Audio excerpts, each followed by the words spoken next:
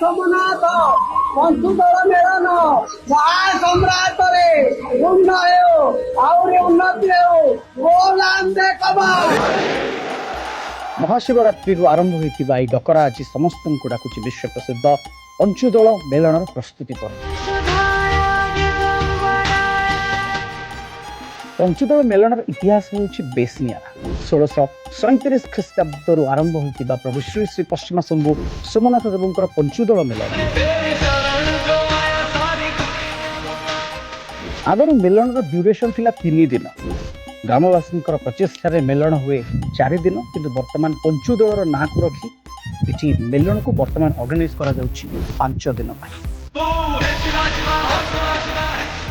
मेलनर speciality प्रभु श्री श्री पश्चिमा शंभु सोमनाथ देव सांगरे पालिंकी बालमुकुंद को नहीं मेलनर पर्व भितर निजको आगमन।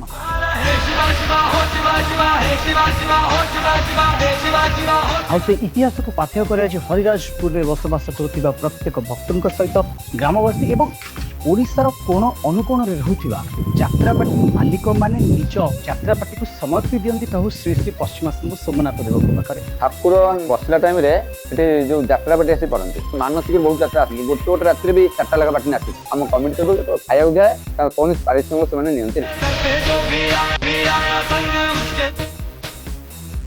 पुनर्बार इतिहास 2026 मसीहार पृष्ठार जदि आप निज नाग स्वर्णिम अक्षर में भक्त हिसाब से लिपिबद्ध करने को चाहते निहाती आसतु प्रभु श्री श्री पश्चिमा शंभु सोमनाथ देवंकर ऐतिहासिक पंचुदल मेलन मार्च 8 ରୁ 12।